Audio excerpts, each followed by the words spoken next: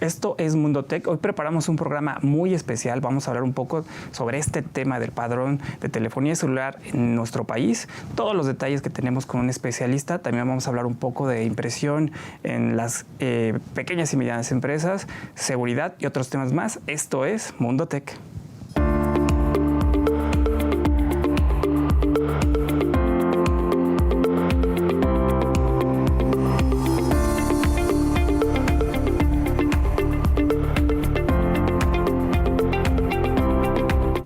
Gracias por estar con nosotros aquí en Mundo Tech, a nombre de todo el equipo, Sanicte Bastida, Polara, Adrián Campos y Aramis Flores, conductor.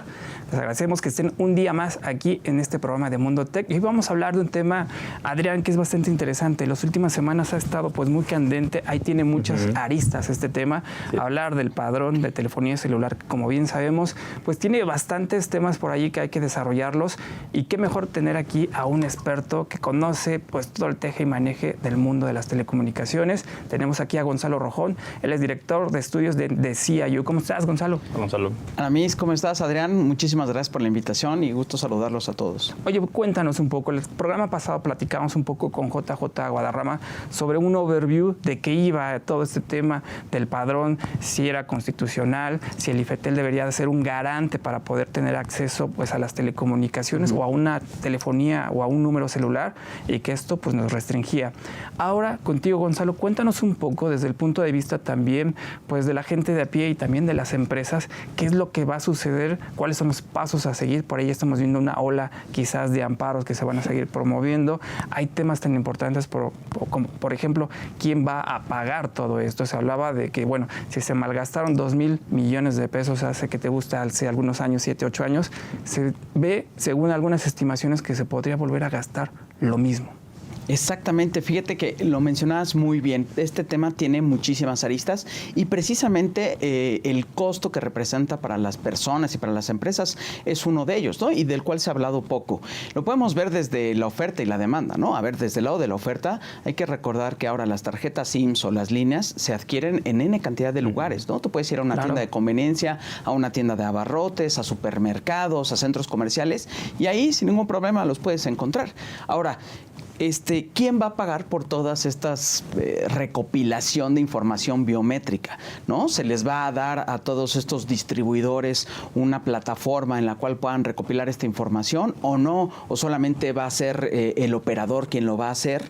Entonces, obviamente existen todas estas preguntas que no tienen una respuesta y que obviamente van a representar un costo y un costo muy alto. Imagínate en el caso que se tuvieran que llevar estas máquinas a todas las tiendas de conveniencia, a los tiendas de abarrotes, ¿sabes qué? Igual en una de esas dejan de venderlos, ¿no? Entonces, obviamente esto va en sentido contrario a lo que se espera, ¿no? Lo que se espera es que un mayor número de personas tengan una línea móvil, que obviamente puedan utilizar banda ancha móvil, y lo que estás haciendo es atentando precisamente contra eso, ¿no? Si tú, una persona, ya no puede encontrar en una tienda de abarrotes, en una tienda de conveniencia, a lo mejor una tarjeta SIM, porque les estaban obligando a recolectar datos, a pagar por estas máquinas que obviamente pues tienen cierto costo, y hay N cantidad de empresas que tienen que son cadenas, ¿no? Y tienen muchísimas tiendas. Imagínate multiplicar el costo de una de esas unidades por el número de tiendas que tienes en el país, ¿no? Entonces, eso es elevar los costos y pues a lo mejor terminas tomando la decisión de, ¿sabes qué? Ya no voy a ofrecer las líneas, ¿no? Entonces,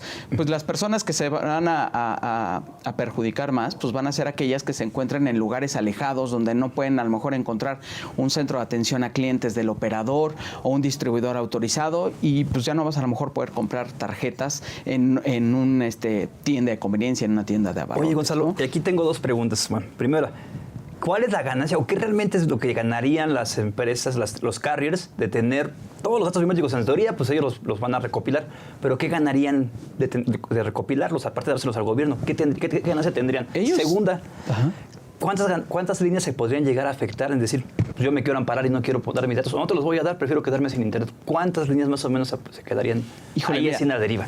Respecto a la primera pregunta, definitivamente no ganan absolutamente nada, ¿no? Como les mencionaba, yo creo que son costos para la empresa, ¿no? A ver, los voy a recolectar y de aquí que se los paso al IFT, en dónde los voy a almacenar o cómo los voy a mandar, voy a tener que establecer una plataforma. Obviamente va a ser un costo para el IFT. Hablaban de algo así como 100 millones de pesos al año para mantener esta base de datos. Y bajito. Y bajito. bajito, ¿no? Claro, obviamente pues, tiene mucha responsabilidad. Imagínate que esa información cayera en las manos equivocadas. Tienen información biométrica. Cada día estamos utilizando más nuestra información biométrica para cerraduras, para muchísimas cosas, ¿no? Para la banca. Entonces, que esa información se perdiera, pues obviamente sería gravísimo. Entonces, no tiene ningún beneficio, al contrario, yo creo que es un aumento en los costos. Esos costos, ¿qué va a pasar? ¿Se los va a asumir los operadores? ¿Los van a trasladar al consumidor? ¿Van a subir las tarifas? Definitivamente no lo creo, ¿no? No lo va a pagar el gobierno. Entonces, en cuanto a la segunda pregunta, no sé cuántas se podrían perder, pero realmente nos podemos dar el lujo de perder 1 millón de líneas. A ver, está en la Constitución que tener acceso a la banda ancha, ¿no? Es un derecho ahora, ¿no? Imagínate que no, de repente 20 millones de personas, 50 millones, el número que tú quieras, dijeran, ¿sabes qué? No lo voy a hacer, no me voy a registrar. Realmente nos vamos a dar podernos darnos el lujo de cancelar 50 millones de líneas, que es el único acceso para muchas personas a banda ancha móvil. Pues claro que no, eso es ir en contra de lo que se espera, es más, en contra de lo que el gobierno quiere, que todo el mundo esté conectado. El mismo presidente habla en las mañaneras de que no estamos conectados y que por un lado está CFE, Telecom haciendo sus esfuerzos para que todas las personas estén conectadas, y por el otro lado está haciendo este ejercicio que va en sentido contrario y que a lo mejor muchas personas van a terminar desconectados, ¿no? Entonces no lo sé, pero me queda claro que no podemos darnos el lujo de desconectar a ni una persona, ¿no? Que es el acceso que tienen para el Internet. Y ahí viene al final del día lo que va a suceder, ¿no, Gonzalo? ¿Cuáles son los pasos a seguir? Yo creo que esto es una telenovela que apenas empieza. Seguramente van a venir una ola de amparos. Seguramente las compañías también tendrán que ampararse más allá del usuario final. También las empresas seguramente tendrán algo que decir, porque es algo que no son 100 millones de pesos. Estamos hablando pues prácticamente más de a lo mejor 1,000 o 2,000 millones que podría costar pues el poder tener este padrón de 120 millones de personas. Sí, definitivamente los amparos ya están empezando, ¿no? Adicionalmente, ya estaba escuchando hablar de amparos colectivos, ¿no? Muchas personas que se empiezan plataformas, ¿no? Que se están haciendo. Exactamente, ¿no? Y las empresas también, porque hay ahí como que varias cosas que faltan, ¿no? Por ejemplo, para que una empresa que puede tener, no sé, 120,000 líneas, 130,000 líneas, una sola empresa, ¿no? Registradas, pues la persona que va a ser responsable de eso, pues es el representante legal.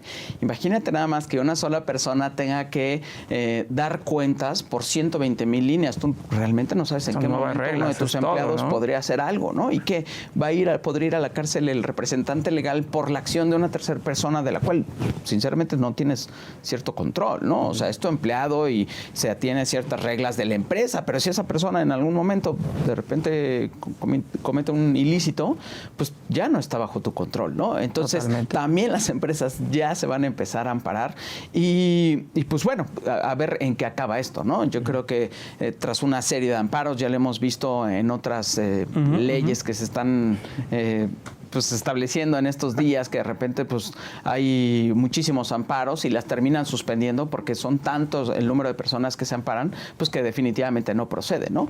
Totalmente. Yo creo que podría ser algo que va a pasar con este padrón, ¿no? De tantas personas que no lo van a hacer, otras que se van a amparar, pues definitivamente podría ser uno de los caminos, ¿no? Que esta ley pues definitivamente se suspendiera.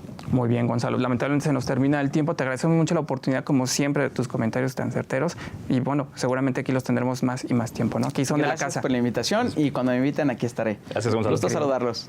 Bueno, pues vamos a un corte comercial. No se vaya.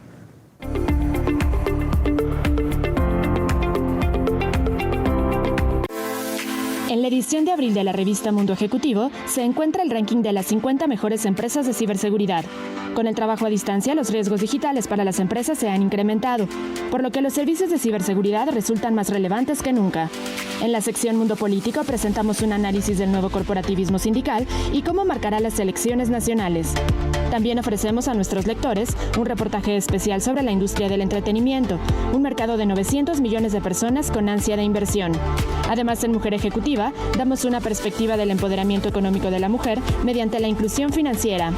Consulta la edición digital de la revista Mundo Ejecutivo en nuestro sitio web o descarga el ejemplar completo en nuestras redes sociales.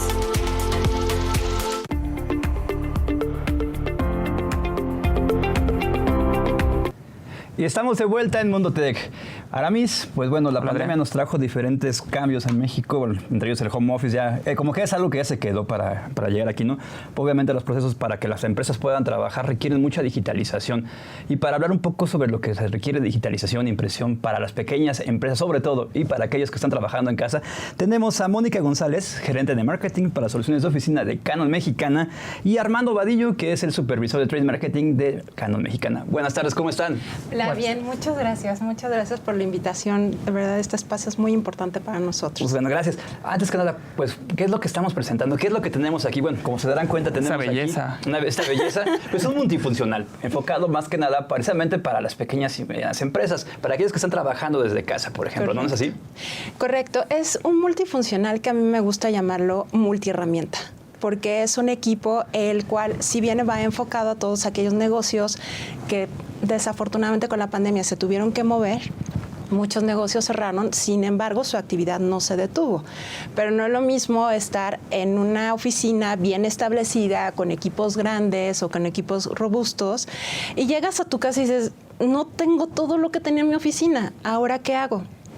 Lo primero que sucedía era comprar el equipo que estuviera al alcance o que pudiera cubrirte las necesidades en ese momento. Y este equipo justamente nace, es una tecnología que ya se venía desarrollando desde hace 2 años, pero la pandemia fue como el pretexto perfecto para poder introducir el producto. Okay. Es un producto que normalmente nosotros cuando estamos en casa no pensábamos en imprimir mucho. Exacto. Imprimes la tarea que tenemos que cubrir del niño o el proyecto del estudiante. Y si acaso algunos que trabajábamos remotamente de vez en cuando, el contrato o lo que necesitabas acá en ese momento. Cuando se mudan a tu casa o cuando se muda a un sitio, 10, 15, 20 personas, tu equipo ya no es tan funcional. Exacto. Y este equipo te da esa facilidad. Ok.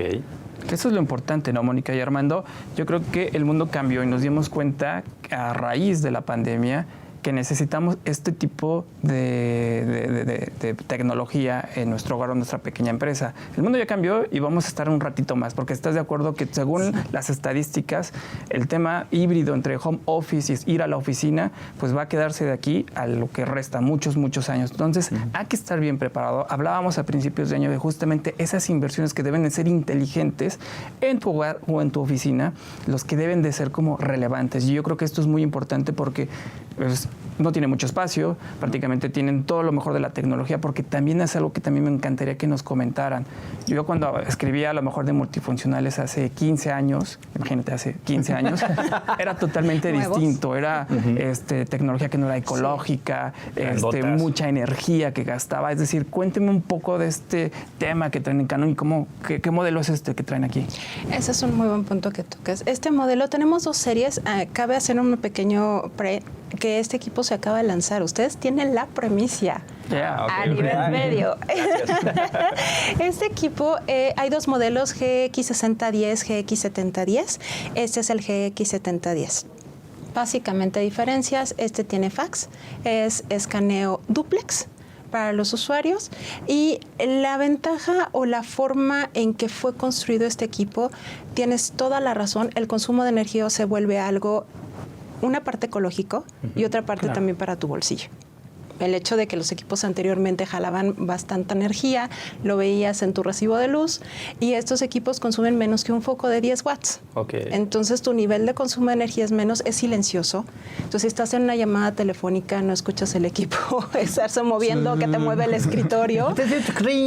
Sí, así, ¿estás imprimiendo? No. Entonces sí, es esa ventaja que tiene.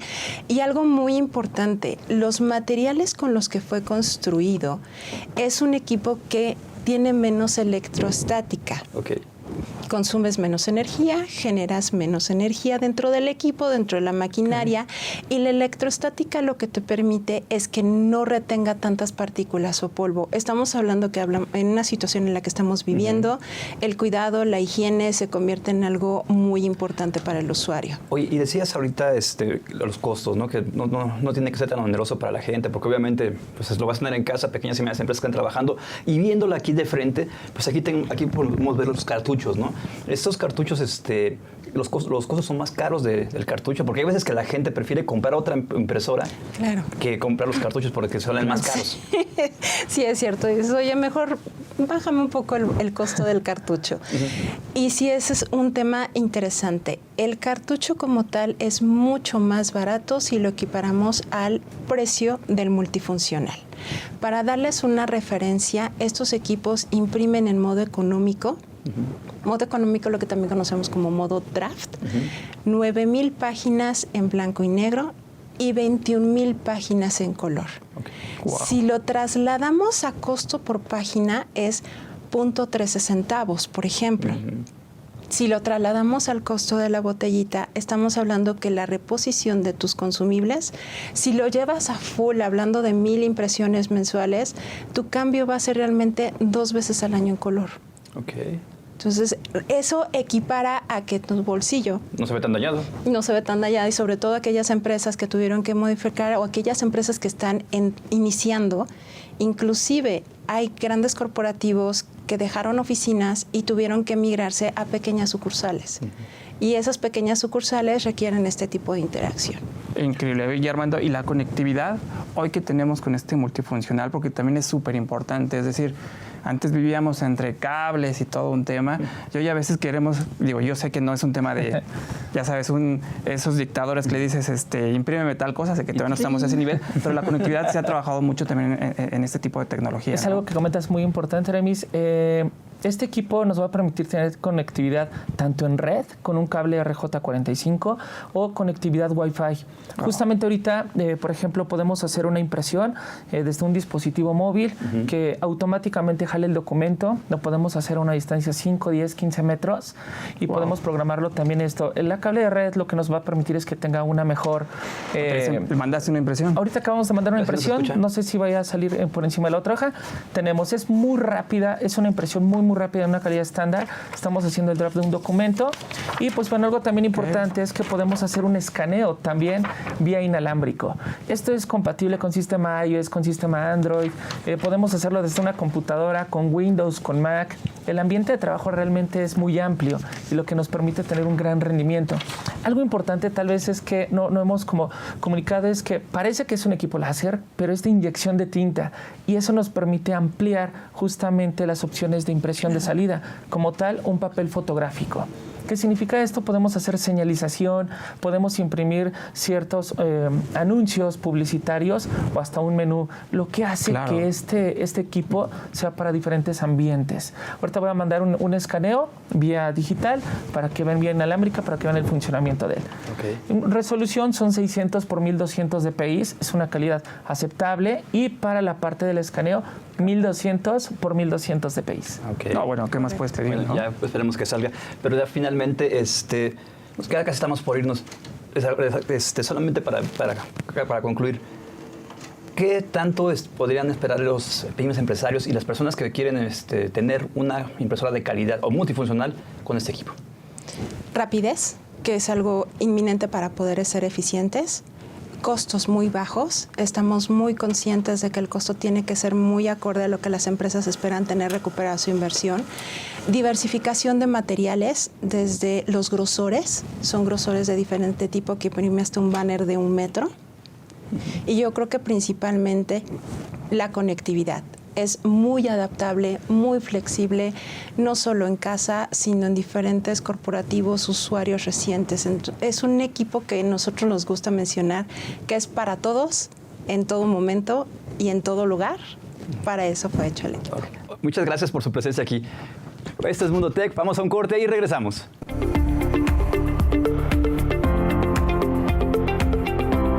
Conoce las noticias más relevantes en temas de negocios, política, tecnología, startups, mujeres y estilo de vida en nuestro nuevo canal de televisión Mundo Ejecutivo TV. Disfruta por el canal 168 de Total Play de las mejores entrevistas y cápsulas que tenemos para ti. Mundo Ejecutivo TV, un medio de excelencia.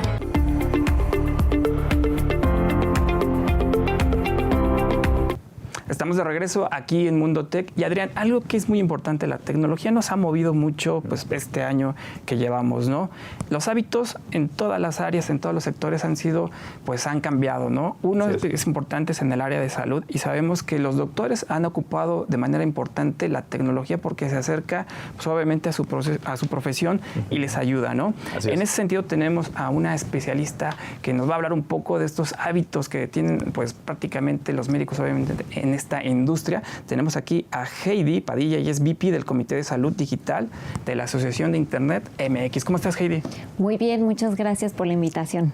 Oye, pues cuéntanos de este estudio, ¿no? Hablan un poco, pues no un poco, más bien bastante, de cómo han cambiado los hábitos en este año, cómo hemos utilizado la tecnología pues en medio de este mundo pandémico.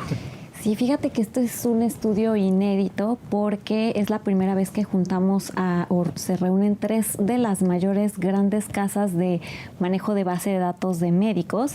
Y fue un estudio que se realizó a principios de diciembre del año pasado, o sea, la verdad es que es muy reciente, lo culminamos ahora en enero.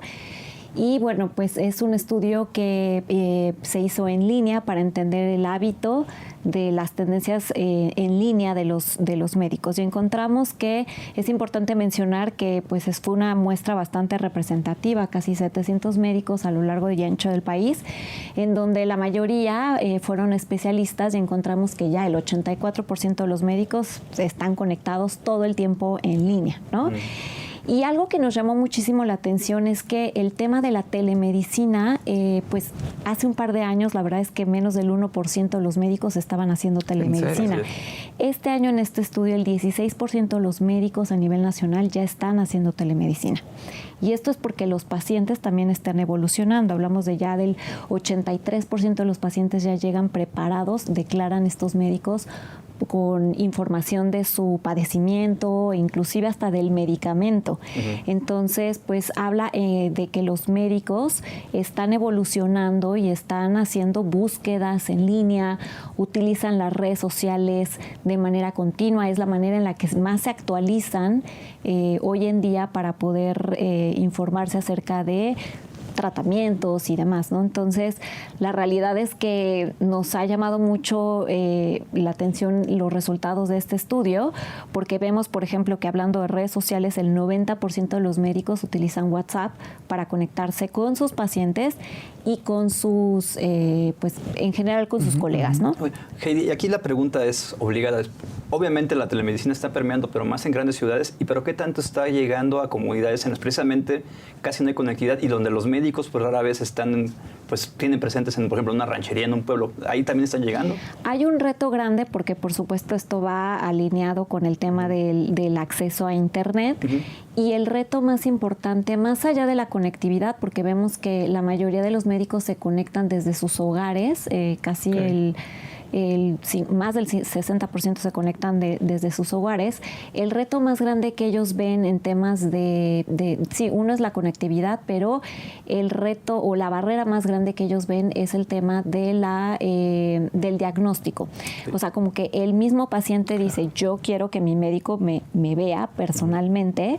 Sin embargo, hay una intención muy grande por parte de los médicos, más del 53%, sí están en aras de querer incursionar en la telemedicina. Yo creo que eso es lo más importante. Bien mencionabas ese dato, ¿no? El 16% de los médicos que van hacia la telemedicina versus el 1% que lo veíamos hace un par de años. Y también tiene mucho que ver porque aquí en el programa hemos visto pues cada vez compañías y compañías que están llegando al mercado nacional, tratando obviamente de traer todos estos doctores, poner la plataforma y empezar a dar consultas. Sabemos que desde una perspectiva también va avanzando la tecnología para tener pronósticos o diagnósticos más acertados. Yo creo que eso también es importante. Hoy, con este año, yo creo que también es fundamental. Nos atrevimos a hacer las compras vía correo, vía e-commerce, ¿no? Sí. Ahora también nos estamos dando cuenta de que podemos decirle, conectarnos a una pantallita y decirle, doctor, tengo estos síntomas, puede revisarlos, está interesante, tienes tal tema, ¿no? Yo creo que eso es muy importante. El mundo cambia y si hoy tenemos un 16% en 2021, seguramente vamos a tener crecimientos del doble o del triple para el 2022 o los siguientes años, ¿no? Sí, es lo que esperamos, que la realidad con los análisis que hemos hecho y este estudio, el médico está utilizando estas nuevas formas de conectar con sus pacientes para darle seguimiento y que no vaya hacia atrás, sino que siga creciendo. Yo creo que un reto importante, y lo vemos desde la asociación, es el tema de utilizar plataformas que realmente sean serias y especializadas, ¿no? Que tengan la tecnología pues básica de interoperabilidad, por ejemplo, para poder hacer telemedicina. Aunque el 90% de los médicos utilizan WhatsApp para conectarse con sus pacientes, no quiere decir que WhatsApp sea malo, claro. Al contrario, ¿no? Es inmediato, pero para poder llevar, por ejemplo, un expediente clínico electrónico, pues sí necesitas una plataforma en donde puedas guardar los datos sensibles del paciente, ¿no? Entonces, ese es un reto muy grande que nos invita a pensar en la regulación de cómo el paciente, pues al final tiene que tener este derecho o esta autonomía de compartir su expediente clínico. Y por el otro lado, el tema de la receta electrónica, la receta digital, que hoy también en términos de regulación, pues solamente puedes canjear tu receta con la firma autógrafa. Entonces ahí hay es la puntita del iceberg, ¿no? En donde pues sí estamos trabajando en la asociación en poder hacer estas actualizaciones para poder proveer a los médicos y a los pacientes formas mucho más avanzadas y hacer democratizar el Internet, ¿no? Para beneficiarlos en sus padecimientos. Pues muchas gracias, Heidi, por platicarnos sobre este estudio. Seguramente este tema de la pandemia ayudó a la aceleración pues, de la adopción de la telemedicina, de la medicina, obviamente, y la tecnología. Te agradecemos mucho, Heidi, por darnos todos estos detalles. Pues nos vamos a esta cápsula con el gran Fer Sfenger para ver qué nos tiene.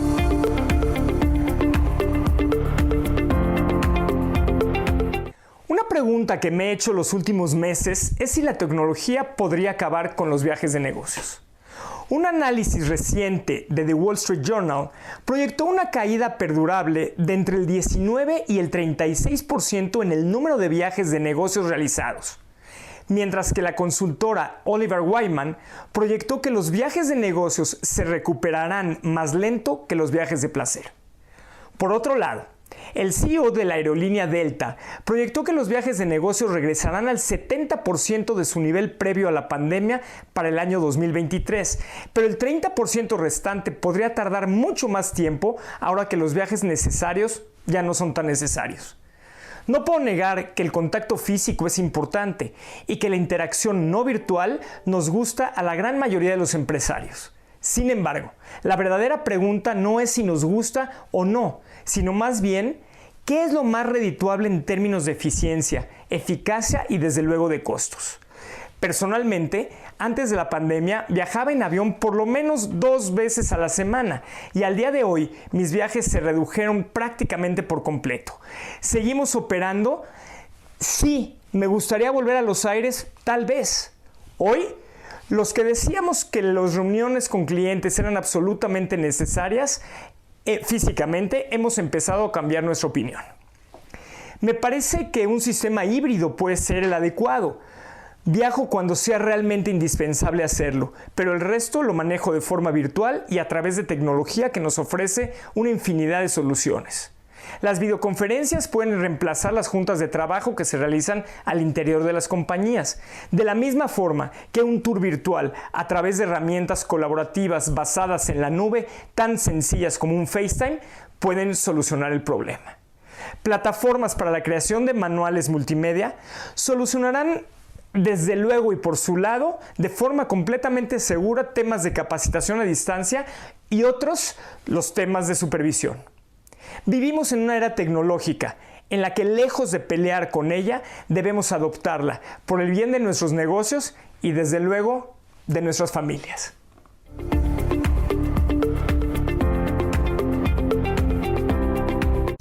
Conoce el único Marketplace First Class que tenemos para ti. Encuentra lo que deseas en cualquier momento y desde cualquier lugar en Mi Shop, el sitio donde tendrás productos de la mejor calidad como alimentos, licores y una asombrosa galería de arte con piezas de los artistas más importantes del gremio. Visita nuestra página mishop.com.mx y comienza a disfrutar de nuestros exclusivos productos. Tus compras por internet nunca te habían dado tanto prestigio.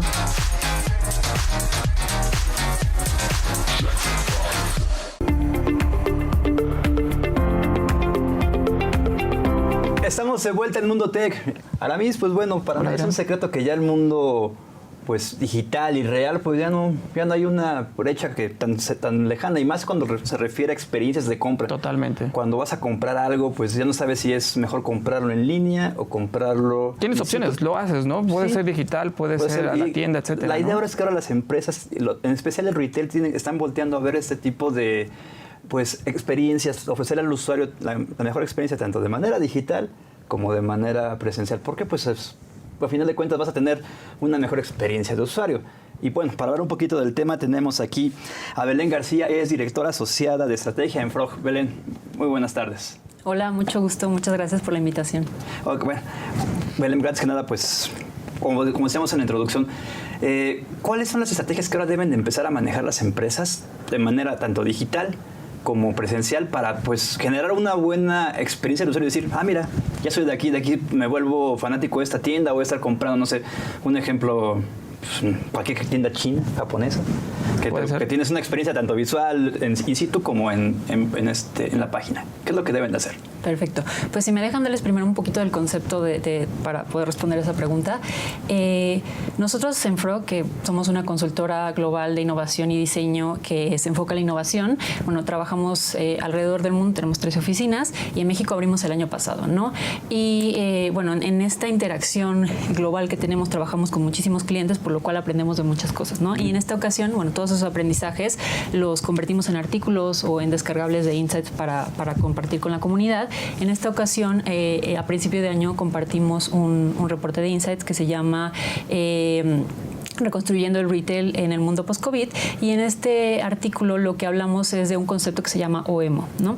El concepto de OEMO significa Online Merge Offline, y básicamente es muchísimo más conocido bueno, nació en Asia hace algunos años y es muchísimo más conocido en los países asiáticos, ¿no? Y este concepto lo que busca es que la integración entre los canales digitales y los canales físicos sea casi, pues en inglés se diría seamless, pero básicamente que no exista, ¿no?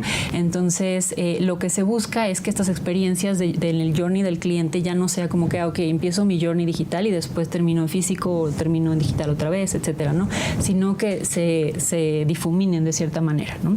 Entonces, dentro de una de esas estrategias, o poniendo un ejemplo de algo que sucede en China, es Alibaba, que es este gigante del e-commerce en China. Ellos hace un par de años abrieron un supermercado que se llama Emma, y en este supermercado ponen en acción varias de estas formas o estrategias. Una de ellas es, por ejemplo, cuando los consumidores entran a este restaurante, bueno, a este supermercado, lo que hacen es que en vez de ir recorriendo los pasillos y poniendo los productos en su carrito de compras, ellos sacan su celular, escanean los códigos de los productos que les interesan y esos productos se van a un carrito virtual, ¿no? Entonces, cuando terminan de hacer ese recorrido o esa compra, ellos básicamente dicen, ok, quiero hacer mi compra. No tienen que ir a una línea de cajas como los supermercados aquí, y pues hacen un facial recognition, un reconocimiento facial, hacen el pago y esos pedidos, esas cosas llegan a su casa en media hora, ¿no? Entonces es como la cosa más cómoda y como ven no se nota cuando pasaron de un canal a otro, ¿no? Okay. Es imperdible. Y por ejemplo, Belén, ¿cuáles serían los retos que tú ves en nuestro país? Es decir, tenemos esta pues aceleración del e-commerce en nuestro país, que no va a haber vuelta para atrás, vamos muy adelante, vamos avanzando más bien. ¿Cuáles son esos retos que ves en las compañías, en las marcas que hayan hecho sus inversiones, que tengan sus estrategias, pues para llegar, digo, no sé si a nivel de Asia, pero sí ir avanzando paso a pasito aquí en nuestro país? Claro, por ejemplo, un punto muy importante para esto es la confianza, ¿no? De hecho, el habilitador del OEMO son los datos de los consumidores. Entonces, bueno, ahorita, ¿qué compañía no quiere nuestros datos? ¿No? Entonces, claro. Pues básicamente está habiendo muchísima desconfianza y en México siempre ha habido este problema, ¿no? ¿De qué van a hacer con mis datos? ¿Por qué me los están pidiendo? ¿Por qué me está marcando alguien de X banco y de dónde sacó mi teléfono? No. Sí. Entonces, la confianza es el factor clave. En esta investigación lo que pudimos identificar son 4 factores clave para generar esta confianza, ¿no? La primera es la certeza. Todo lo que yo le estoy diciendo como marca al consumidor se tiene que cumplir, ¿no? El plazo en el que va a llegar el producto, la forma de pago, que si me van a cobrar comisiones, que si no, etcétera. Todo eso tiene que generar esta seguridad, ¿no? El segundo es la conexión. Normalmente en los canales digitales, como el e-commerce, se suele perder este toque humano que tenemos en las tiendas, ¿no? Claro. Las recomendaciones de alguien, por ejemplo, en la industria de los cosméticos, pues tú vas a un lugar y hay un experto que te prueba las cosas y dices, este es el tono que te conviene aquí, etcétera. Eso no ha sido tan fácil de traducir a la parte digital, ¿no? Entonces, ¿cómo podemos poner ese toque humano dentro de estos canales digitales? Y luego está el empoderamiento, ¿no? El empoderamiento es cómo yo ayudo a estas personas, a estos consumidores a hacer su mejor versión de sí mismos, ¿no? Por ejemplo, a través de educación, a través de información, a través de motivación, ¿no? Dependiendo pues la naturaleza de la marca. Y por último tenemos uno que le estamos llamando placer, ¿no? Somos seres humanos, ¿no? Entonces todos nos gustan las emociones, las sorpresas, nos encanta la novedad, ¿no? Entonces, cómo estas experiencias también dan esa parte emocional, ¿no? Entonces, estas 4 cosas les van a ayudar a estas marcas que están apostando por la parte digital a generar mucho mayor confianza para poder obtener los datos que necesitan para poder personalizar las experiencias de los consumidores, ¿no? Ok, pues bueno, Belén García, te agradecemos el tiempo y sobre todo, pues bueno, la explicación que nos estás dando, sobre todo porque para la gente que está interesada en crear una adecuada experiencia tanto digital como personal. Pues bueno, señores, vamos a la cápsula de eSports. No cambie, esto es Mundo Tech.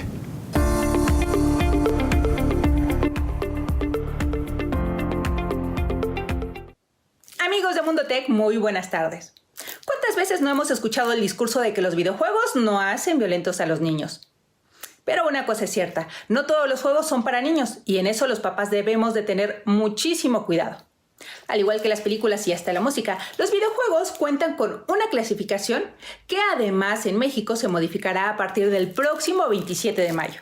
Entérate con nosotros de cómo identificar los títulos aptos para tus hijos.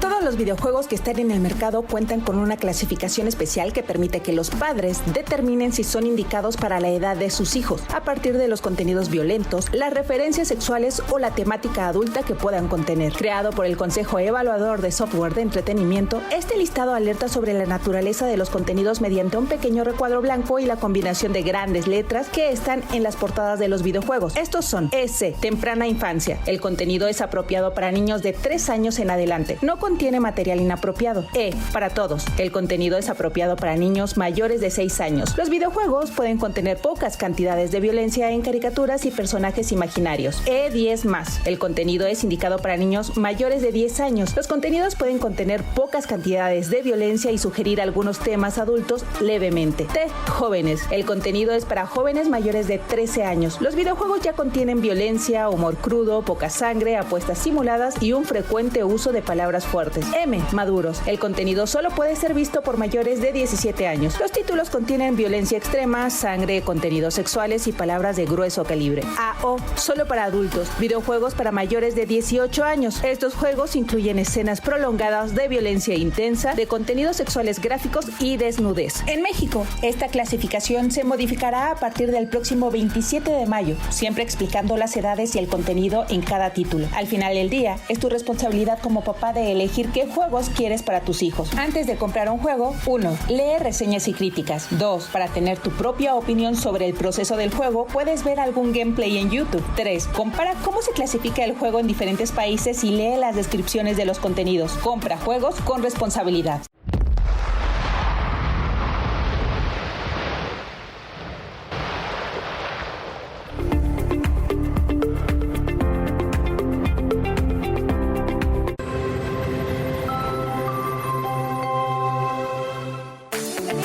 a Mi Show, tu nueva experiencia del entretenimiento. Disfrutarás con todos los sentidos las diversas opciones del espectáculo. Te ofrecemos un amplio catálogo en estrenos y on demand de lo más importante del teatro, cabaret, stand-up y comedia, que te harán vibrar a través de un amplio contenido digital. Ahora podrás gozar y vivir tu nueva aplicación desde la más cómoda butaca en el corazón de tu hogar. Podrás vibrar con todos tus sentidos a través de la mejor imagen en alta calidad junto a 10 millones de usuarios en 88 países. Mi Show es a partir de hoy tu nuevo lenguaje digital de tu entretenimiento.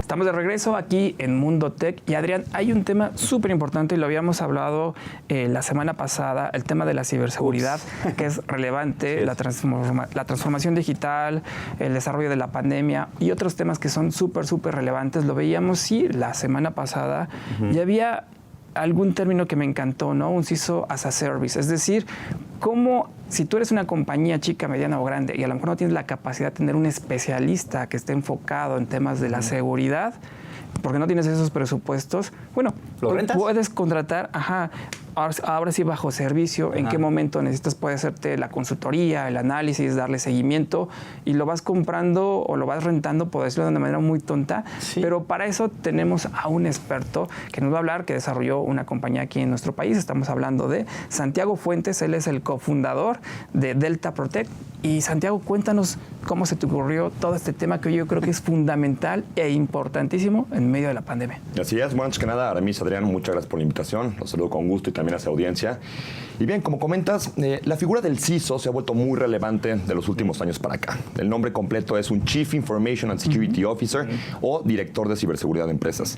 Y bien, como comentan, pues ha cobrado más relevancia justamente pues por cómo ha crecido exponencialmente la tecnología en los últimos años.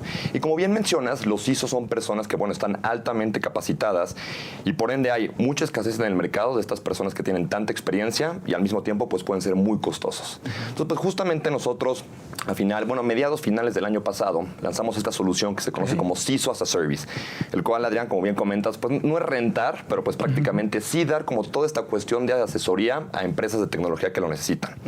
¿Qué hace un CISO? Pues bueno, prácticamente ayuda a las empresas a desarrollar su plan director de ciberseguridad, apoyarlos con políticas de ciberseguridad, manuales, un plan de recuperación de desastres, plan de continuidad en caso de que también tengas algún ciberataque. Oye, Santiago, aquí, pero bueno, estamos empezando a hablar ya de la pandemia, pues ya está aquí, ya se llegó. Obligó a que las empresas pues migren a la digitalización y se haga forzosamente pues ya el trabajo en línea. Conlleva muchos riesgos y ya no estamos hablando solamente de que las grandes empresas están obligadas a tener un CISO, ¿no? Estamos hablando de que ya las pymes, ya aquellas que tienen hasta, 1,000 empleados o menos, están obligados a tenerlo. ¿Para ellos es costoso tener un CISO as a service? Pues mira, el tener un CISO full time sí puede llegar a ser muy costoso y tiene algunos problemas como el sesgo interno, ¿no? Pues claramente el CISO, director de ciberseguridad, muchas veces va a reportar que todo está bien mientras en realidad no lo está. El tener un CISO as a service, pues bueno, depende del número de empleados que tengas dentro de tu organización, pero no es costoso, ¿no? Depende también cuánta infraestructura tecnológica pueda tener la empresa, el número de empleados, los procesos y manuales, bueno, y cómo opera el negocio. Pero no es costoso el tener un CISO as a service. Oye, Santiago, pero al final del día, cuéntanos un poco cuáles son esos retos de tener un CISO as a service. Es decir, suena interesante, a lo mejor en la parte de costos que puedas, a lo mejor tú tenerlo a lo mejor en una consultoría de una semana, un mes, whatever. Pero la parte también hablamos de la seguridad de tus datos y de la infraestructura de tu compañía, que se la vas a dejar a alguien que puede estar contigo un corto tiempo o tan largo como tú quieras, pero al final del día hay riesgos. ¿Cuáles son esos retos que tenemos en este modelo hoy en día? Bien, pues mira, yo creo que el tema de ciberseguridad se abarca de dos frentes. Uno es obviamente el riesgo tecnológico que puede tener una empresa, como mencionas, cómo almacenamos los datos personales, qué protocolo de seguridad tenemos en nuestras plataformas, aplicaciones, servidores físicos o en la nube. Y el tema del CISO va más por la parte del negocio. Entonces el reto principal es realmente cómo el CISO puede entender la organización, qué procesos críticos, dónde pueden haber fugas de información a nivel de los empleados, cómo se comparten información los empleados, también para evitar que el día de mañana pueda haber que un empleado comparte información con algún tercero o algún competidor. Entonces, ese es el principal reto, ver cómo opera el negocio, ver en qué industria está el negocio y a raíz de eso determinar cuáles pueden ser los riesgos críticos dependiendo de su gobernanza de TI, de sus sistemas de TI, de los protocolos y procesos que tienen asociados en TI. Entonces, es súper importante eso para el CISO porque a raíz de nuestro modelo de consultoría, que por lo general va o de proyectos particulares o un programa de acompañamiento a lo largo de un año, pues es realmente identificar cuáles son los riesgos críticos e irlos atendiendo dependiendo de su criticidad, sea bajo o medio, alto o crítico. Oye, Santiago, también aquí hay otro punto. Mencionabas pues solo la forma en cómo labora el CISO, me viene a la mente es un CEO, como si estuviéramos hablando de un gobierno corporativo, ¿no es así? En el cual pues estás dejando de lado los sesgos y vas a hacer realmente un diagnóstico de pe a pa sobre lo que está ocurriendo dentro de la infraestructura de tu empresa. Sin embargo, esto también conlleva un cambio de actitud de parte de las empresas, en cual, pues, no me gusta decir esta palabra, pero evangelizarlo sobre el uso de la tecnología. ¿Han encontrado algún tipo de retinencia de parte de la gente sobre este tipo de trabajos? Pues mira, aquí como bien mencionas, el CISO ya forma parte de los C-Executives, ¿no? Ya realmente está a la par del riesgo de los otros directores. Y pues sí, justamente es muchas veces, bueno, ya cada vez más para los CEOs, ¿no? Directores generales, cada vez está más en la cabeza el tema de la ciberseguridad. Entonces, por eso, la figura del CISO claramente va a ser un poco retador, ¿no? Cómo puede llegar el CISO a comunicar bien pues, todo el presupuesto que necesita, todas las actividades que tienen que realizar. Y pues sí, no, es evangelizar al resto de los ejecutivos y después hacia el resto de la organización. Okay. Increíble. Oye, Santiago, ¿cómo ha sido la adopción en nuestro país de este tipo de modelo? Al final del día no es nuevo, es algo que se ha probado, se ha desarrollado alrededor del planeta. Pero en México, ¿cómo está esta adopción de un CISO as a Service? Pues mira, hemos tenido buena respuesta y hemos visto, hay también, obviamente, otras empresas de ciberseguridad que tienen servicios similares. Nosotros estamos muy enfocados en empresas, por ejemplo, del sector fintech. La ley fintech exige que a partir de que les dan el inicio formal de operaciones necesitan tener un CISO full-time contratado o, de acuerdo a lo que dice la ley, lo pueden outsourcear.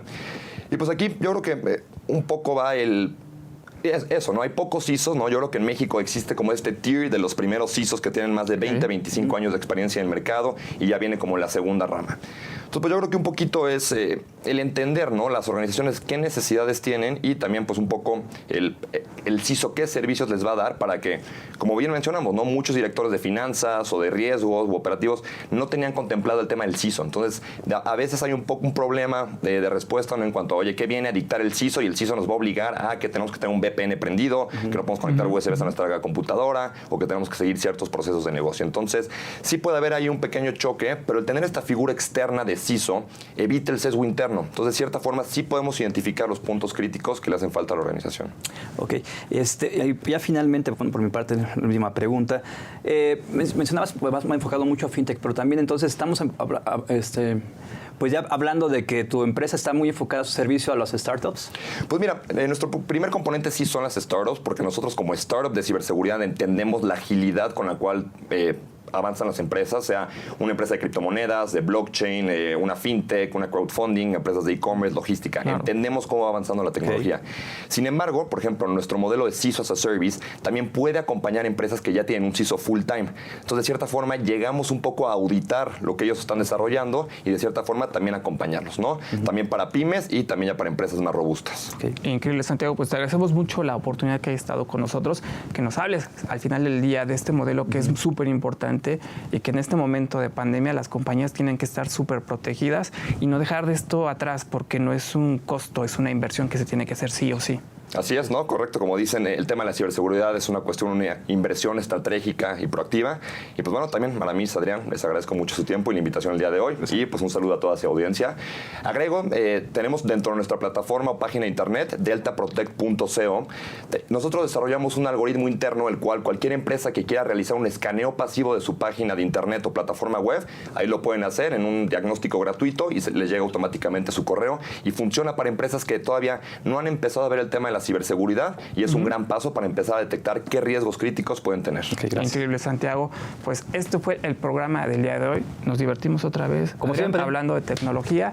No le cambie, esto es Mundo Tech. Nos vemos la siguiente semana. Bye, bye.